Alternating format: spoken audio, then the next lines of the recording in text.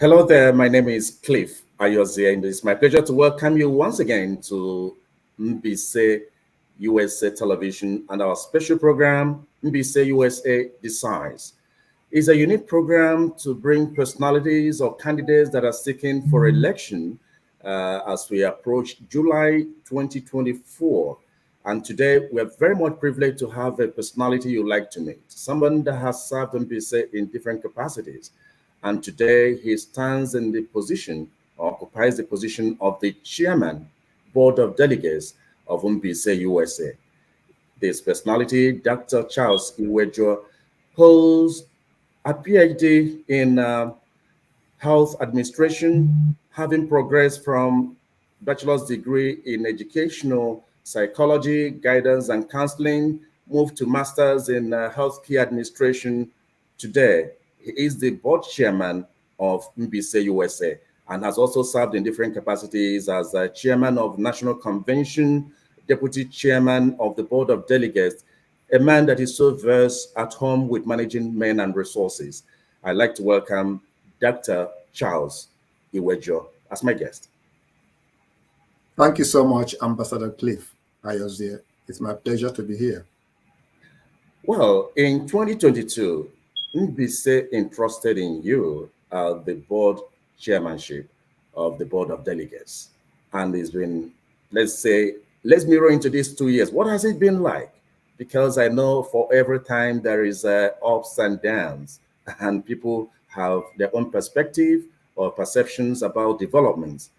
From the horse's mouth, how will you look at the last 2 years? Thank you so much for that question. That is why it is important for somebody to have an experience coming into this position, because just like people might think it's an easy job. Anybody coming in from anywhere to run for the board.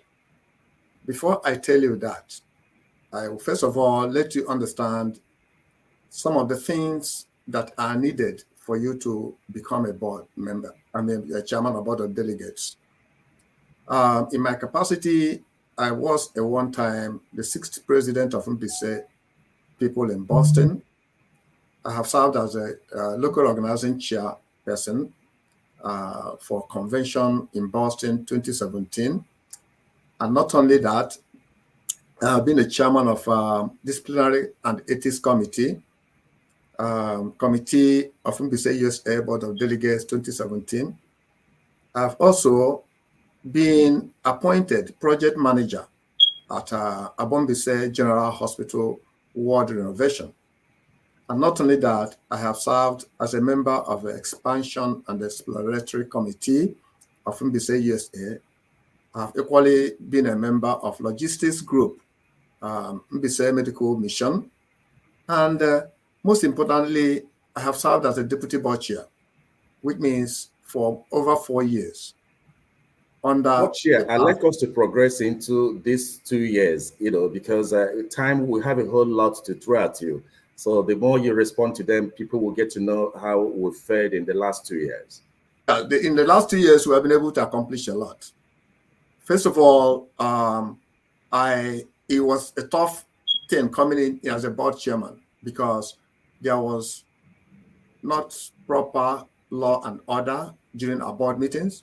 So the first thing I tried to do was to get the board in order. And what did I do? I decided to do what?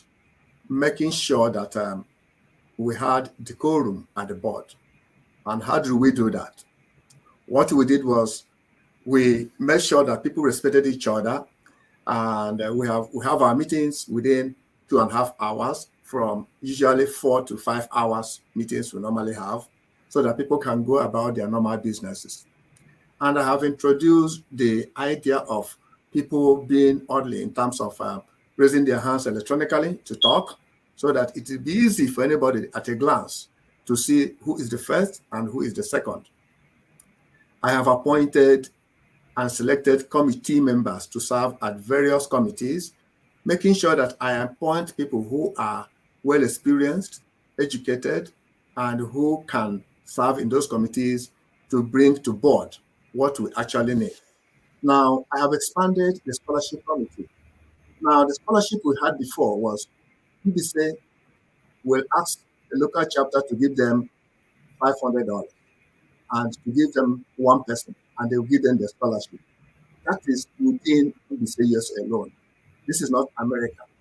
We have decided to expand the scholarship committee so that they can extend our scholarship to every other part of America, so that Americans will know that we are here and we are helping them. And when we begin to ask for grants, they can be able to help us, knowing fully well that our programs favor not only our people, but every other person in North America.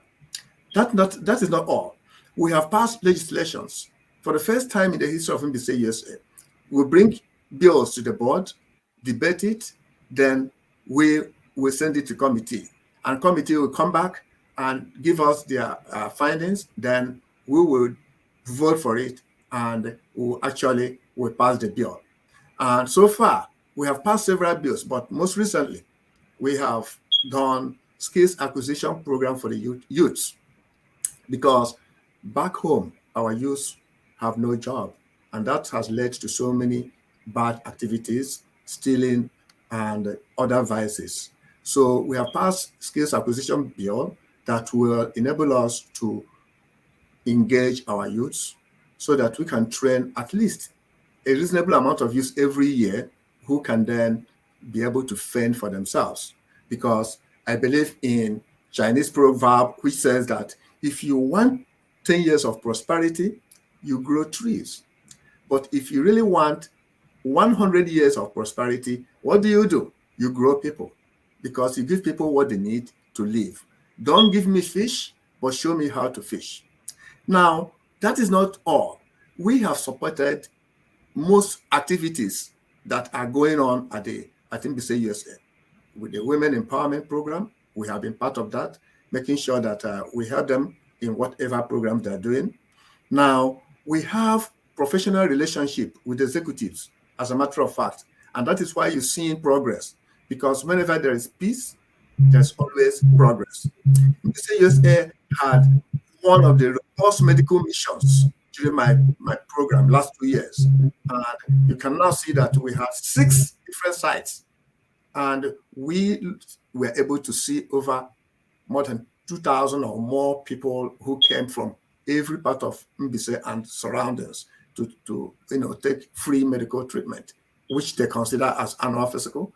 We didn't do one this year because of other projects we have in mind. I will expand on that when you ask me those questions. Thank you so much. Okay, two other areas are of interest. We witnessed increase in the bereavement benefits recently from 10,000 to 15,000. And in terms of women empowerment, we also witnessed an increase, to 100 and 250,000 or something like that. Yes. Would you want to enlighten us what roles you played in that direction? Did the executive just take the decision without passing through the board? No, there's no decision that the executive will take, especially in major policy areas, that without passing through the board.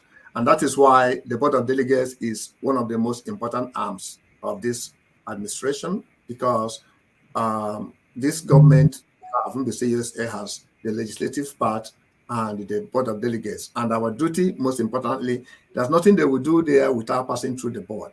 So when this issue came up, we were part of it. It was discussed that there's need for us, since our numbers are increasing, especially in the VCC program, since our numbers are increasing, so that we can increase the amount of benefit without actually asking people to pay more money. I can never see it anywhere. Those of you that are people who are in insurance knows what it means to have $15,000 and only paying $20 as at when it is required. And for the most part, sometimes the members are not even asked to pay anything, because taking money from what we had. So we have approved the measures, or whatever the VCC program brings to us, we debate and approve it. So the board was instrumental to approving the increment from 10,000 to 15,000. As a matter of fact, the leader of women empowerment, the program we have, that we are helping the women out at home so that they can have some money to trade and help to feed their families. So the board equally played a very significant role at that point, so that we helped encourage the woman leader to liaise with other women. We approve that so that they can make little contribution, and so that the increment from what they used to get before can be increased in view of the hardship that is going on today. Sometime if it was 100,000, we increase it to 250,000. Why? Women who are trading can have some extra money to do the trading. Okay. Yes. I think you made a point there. Now, still talking about the relationship between the executive and the legislature. Some people think that the relationship is too cozy, that you ought to be more antagonistic, taking into account the place of separation of powers, checks and balances. So, how would you react to that? Now, that is totally false. I know some people do not like when there is peace. Some people like when there is trouble between arms of government. There is total separation of powers between the executive and the board of delegates. And that is why there's nothing the executive has brought to the board. It has to be debated. We give people time to argue before we make approval. And that shows you that we are actually acting as watchdog to what the executives are doing. That is one. The second thing is, since the beginning of my administration, I'm a year plus now. By July, I will be 2 years. For the first time in history of Board of Delegates, the executive, let me use the last regime, the executives were attending our meetings, and people were not happy about that. But since this administration, we had made sure that only when we need executive people to come and provide us with information that we invite them. Or if there is a very national issue that requires everybody, the president will request for a joint meeting. Other than that, we hold our meetings and take our decisions and then pass it to the executives. We are maintaining proper separation of powers. And that's why there is progress in this particular regime of High Chief SOS Jando. If there was none progress, you know that there's a conflict between the executives and the legislature. So we are maintaining separation of powers. We are doing what you're supposed to do as board members. A situation where we have 24 chapters, and anytime anything comes up, we debate it and vote chapter by chapter. So if the simple majority want to carry the vote, then what do? We have to pass it. So that's the way we operate. We don't judge anybody saying that what we are doing, that we have cozy relationship, that is totally out of place. I don't believe that. Okay, still talking about what power constitutes, actually. It was Lord Acton who talked about that power corrupts and absolute power tends to corrupt absolutely. That when people have power, they tend to, take decisions, not minding in whose interest those decisions are being taken. Because their position ought to be a means to an end rather than an end in itself. When we're talking about that, what comes to mind when people have this perspective that power is too concentrated, looking at the decision-making process, the representation of, say, 5 delegates from each chapter, and the number of times they meet? How do you, look at all these issues? Do you think there are need for review? 5 representation from each, 4 meetings in a year, and of course, decisions taken going forward. Okay. Now, constitutionally, we are entitled to have 4 formal board meetings in a year. That does not mean that we cannot have emergency meetings. So, not until that has been revised, it has worked for us, because when we have our quarterly meetings, if there's need for an emergency meeting, we have always called that meeting. And those emergency meetings, constitutionally, we take decisions, just like our regular meetings. And sometimes, but do you think it should be reviewed from your experience, looking at the job you do? Now, to be honest with you, I don't think because people who have so many things they're doing, what we're doing is voluntary service. We are serving our people.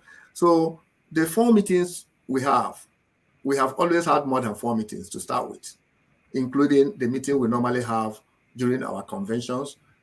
For the records, we have had always like more than 6, 7 meetings in a year.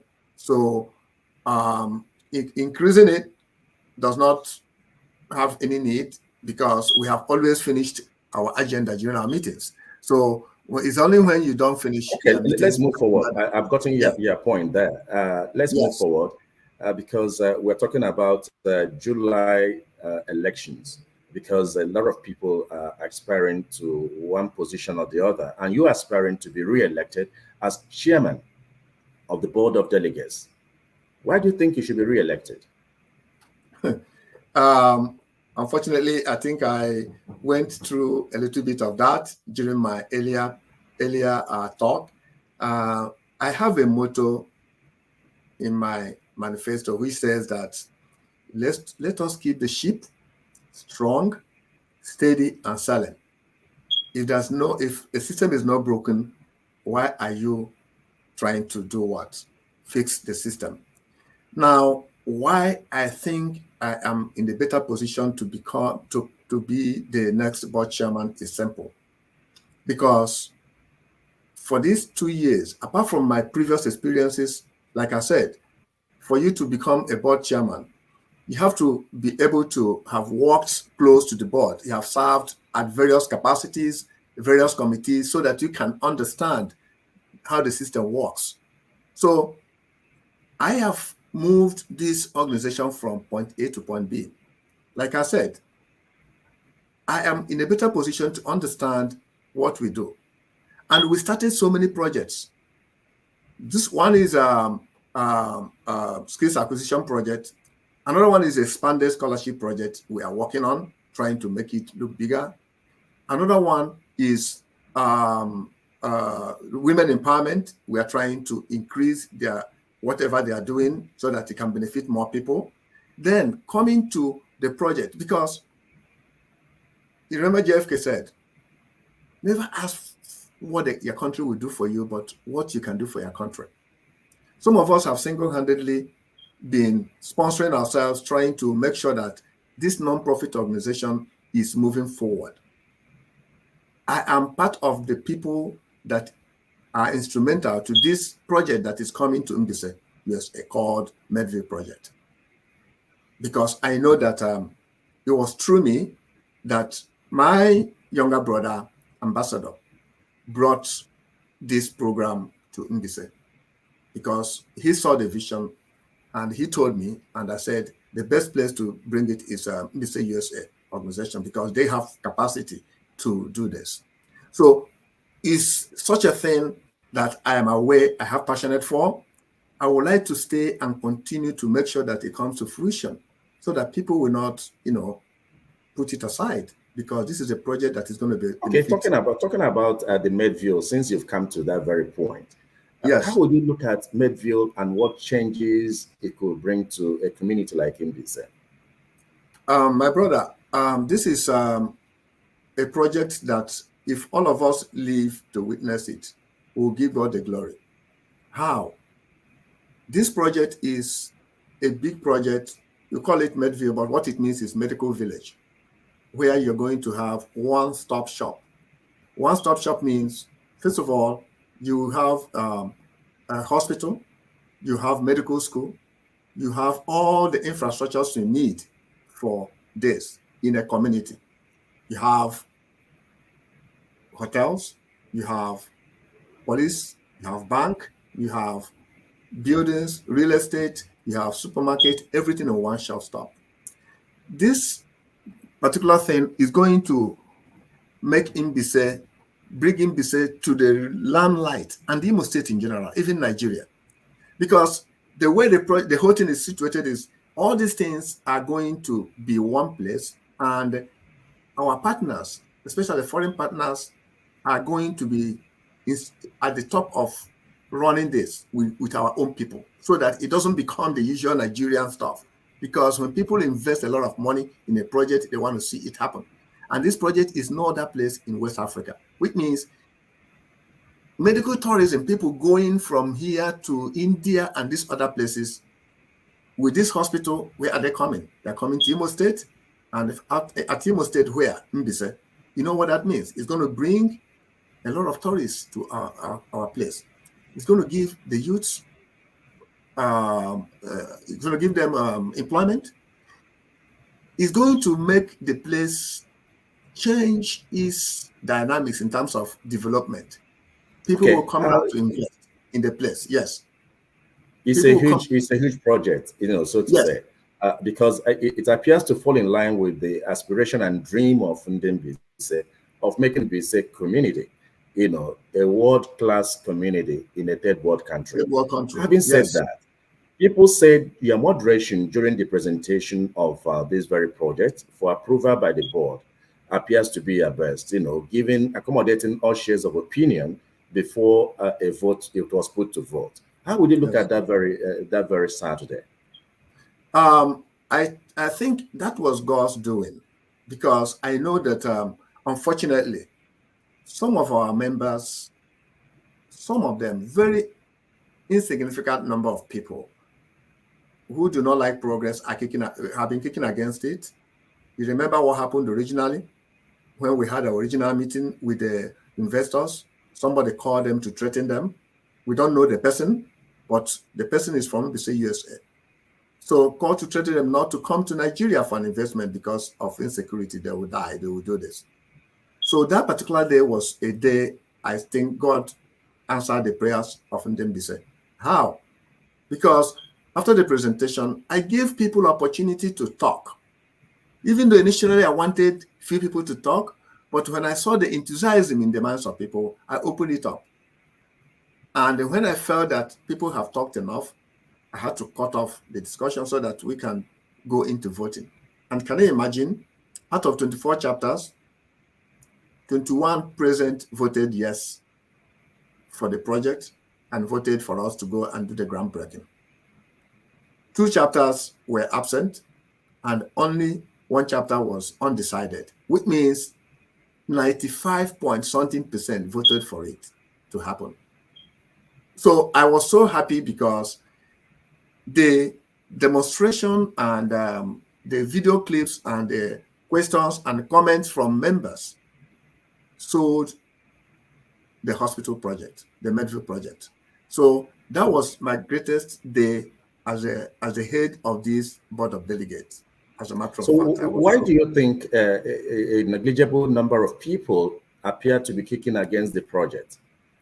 Is it? I think, I mean, some people who are kicking against it probably because they were looking for certain gratifications from the project, which they may not have opportunity of getting, because some people were asking, what is in there for me in a project that has not even been started?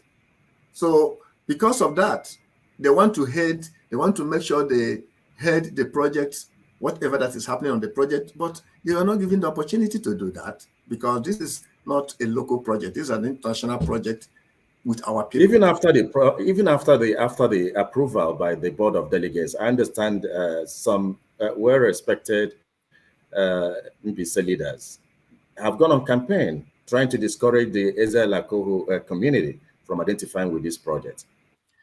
Yeah, this is very, very extent you can enlighten us.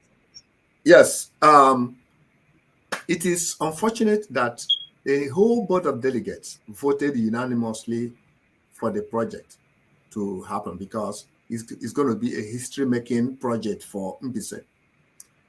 A week or 2 after that, some of our sons who have held positions, who are decided to make it a campaign issue to the extent of going to the community to tell them not to accept the project to be in their land, and taking advantage of some people who are gullible, trying to create barrier for such a development coming to me. So it's unfortunate. A lot is going to be unfolded. It's all right. We dwell so much on that. We would Yes. like to have your last word now. Looking at Mbaise USA today and 5 years back, projecting into 5 years to come, where do you see, what is your own position? I think Mbaise USA has come to grow the way we never thought. When people are in authority, like this present administration, they have made Mbaise USA to become more attractive, more progressive. The HNDO administration, as a matter of fact, and my board administration has taken Mbaise USA from point A to point B. We assumed less than 16 chapters, but now we have what, 24 chapters. So that tells you the growth, and its count is still growing. A lot of people are more interested now. Mbaise USA has become a springboard for other Mbaise chapters across the globe. Mbaise USA went to Europe to establish Mbaise Europe. Mbaise USA is working with his Resume Mbaise at home to deal with problems of Mbaise security and other things. Mbaise USA is now receiving calls from all other diasporians, people from Asia, to come and inform them. So that tells you that in the next 5 years, with all the projects we have now, Mbaise USA will turn to be one of the greatest organizations in history, as far as we have good leaders who will pioneer the affairs of this organization without derailing all the things we have lined up to accomplish. Dr. Charles Iwejuo, Dr. Charles Uzoma Iwejuo, I hope I'm correct. It's been a good time chatting with you on this very special program, Mbaise USA Decides. And that's where we wrap it up for today, and hope we'll find time to have another conversation with you in due course. We thank you so much for finding time to be our guest. On behalf of the technical director, Izioma Anosike, this is Ambassador Cliff Ayozie, wishing you the very best. Thank you so much, Ambassador. It's my pleasure that you invited me for this special interview.